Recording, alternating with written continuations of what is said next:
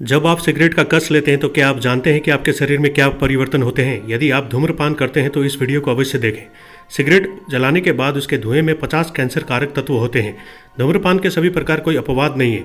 धूम्रपान की लत क्यों है? यहाँ निकोटीन से संबंधित है।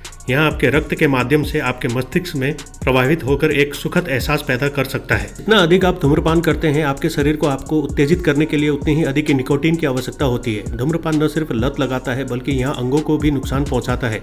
जब निकोटीन गुर्दे से प्रभावित होता है तो यहाँ एड्रेनालाइन के स्राव को उत्तेजित करता है, जिससे उक्त रक्तचाप होता है। जब निकोटीन रक्त वाहिकाओं से होकर गुजरता है तो यहाँ रक्त वाहिकाओं की दीवारों पर वसा जमा कर देता है।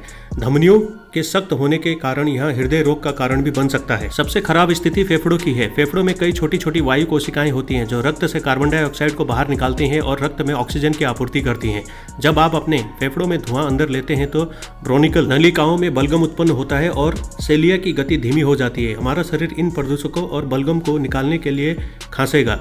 जितना अधिक आप धूम्रपान करते हैं, वायु कोशों में सीलिया उतनी ही कमजोर हो जाती है और सांस लेना मुश्किल हो जाता है। समय के साथ हर सांस बहुत कठिन हो जाता है। यहाँ बीमारी ठीक नहीं हो सकती। आपकी सांस लेने की क्षमता धीरे धीरे कम हो जाती है। धूम्रपान भी कैंसर का कारण बनता है। एक स्वस्थ कोशिका विभाजित होगी और नई कोशिकाएं स्वाभाविक रूप से मर जाएंगी।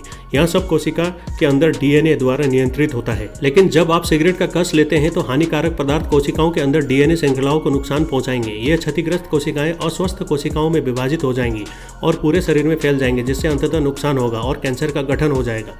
क्योंकि धूम्रपान के बहुत सारे खतरे हैं, लोग अब भी धूम्रपान क्यों करते हैं? सबसे लत वाली चीज़ निकोटीन नहीं बल्कि नियमित अंतराल पर धूम्रपान करने की आदत है।